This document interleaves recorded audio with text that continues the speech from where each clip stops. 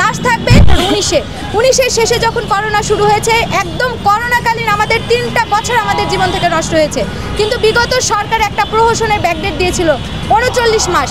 তারা কিন্তু স্বীকার করেছিল যে হ্যাঁ, শিক্ষার্থীদের 39 মাসের একটা ক্ষতি হয়েছে, কিন্তু সেই ক্ষতিপূরণ তারা আমাদেরকে দেয়নি। আমাদেরকে 39 মাসের একটা মূল্য ঝুলিয়ে দিয়েছিল। তারা 30 মাস শেষ করে 30 মাসের মাথায় সাউথ টাউনে হোক আপনার স্বপ্নের আবাসন, আগে দখল পরে মূল্য পরিশোধ। একটা প্রজ্ঞাপন দেয় ব্যাকডেটের, এবং সেই প্রজ্ঞাপনের মাত্র 9 মাস আমাদের কিছু ভাই বোনেরা আবেদন করতে পেরেছিল। আমাদের যে ক্ষতি হয়েছে সেই ক্ষতিপূরণ না বিগত সরকার দিয়েছে, বিগত ফ্যাসিস্ট সরকার সেটা দিয়েছে।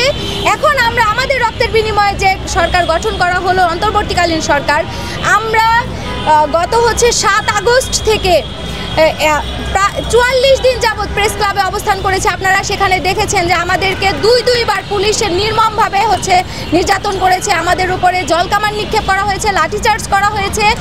তারপরেও আমাদের ওইখানে অবস্থান করা অবস্থায় আমরা ডেঙ্গুতে আক্রান্ত হয়েছি, 5 থেকে 6 জন ভাই বোন বিভিন্ন রোগে আক্রান্ত হয়েছি। কিন্তু উপদেষ্টারা আমাদেরকে প্রহসন করেছে বারবার। আমাদের সাথে দেখা করার কথা বলেও তারা আমাদের সাথে দেখা করেনি। আমাদের লিখিত শিডিউল দেওয়ার পরেও সেই শিডিউল অনুসারে তারা আমাদের সাথে দেখা করেনি। তারা আমাদের সাথে বারবার একটা ছলনা করতেছে আর কি। তো আমরা এই সংবাদ সম্মেলনের মাধ্যমে একটা কঠোর বার্তা রাষ্ট্রকে দিতে চাই।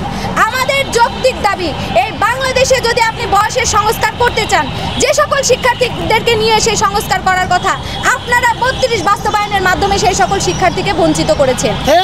এবার যদি 29 তারিখে আপনারা এই সকল শিক্ষার্থীকে সুবিধার আওতায় না আনেন, অর্থাৎ 3 বছর ব্যাকডেট বাস্তবায়ন না করেন, আমরা কঠোরভাবে আপনাদেরকে হুঁশিয়ারি দিচ্ছি, রাজপথে হয় আমাদের লাশ থাকবে, না হয় আপনারা এই রাষ্ট্রের ক্ষমতায় থাকবেন। আপনাদেরকে সেটা কঠোরভাবে আমরা জানিয়ে দিচ্ছি। আমরা এখন আর আমরা সার্টিফিকেট পোড়াবো না রাজপথে, এখন পেট্রোল দিয়ে আমরা আমাদের নিজেদেরকে পোড়াবো। সেটা আপনারা কিভাবে এই দৃশ্যের পরে আপনারা অটল থাকেন, আমাদের যৌক্তিক দাবি বাস্তবায়ন না করে আপনারা এরকম চুপচাপ নীরব ভূমিকা পালন করতে পারেন। আমরা আগামী 29 তারিখে আমাদের এই যে সামনের পরশু দিনই যে বুধবারের দিন আমাদের 29 অক্টোবর মহাসমাবেশ রয়েছে। এই সমাবেশের মাধ্যমে যদি আমাদের দাবি বাস্তবায়ন না হয়, আমরা কঠোর থেকে কঠোর অবস্থানে যাব। ওই দিন হয় আমাদের উদ্দেশ্য হবে সচিবালয়, না হয় যমুনা, কোনো একটা অভিমুখে আমরা যাবই এবং আমাদের দাবি বাস্তবায়ন করেই আমরা ঘরে ফিরব। এবার যদি আমাদের দাবি বাস্তবায়ন না করে আমাদের সাথে কোনো প্রকার তালবাহানা করা হয়, রাষ্ট্রকে কঠোর জবাব দিতে হবে। আপনাদের মাধ্যমে আমরা সেই বার্তাটা দিয়ে যাচ্ছি।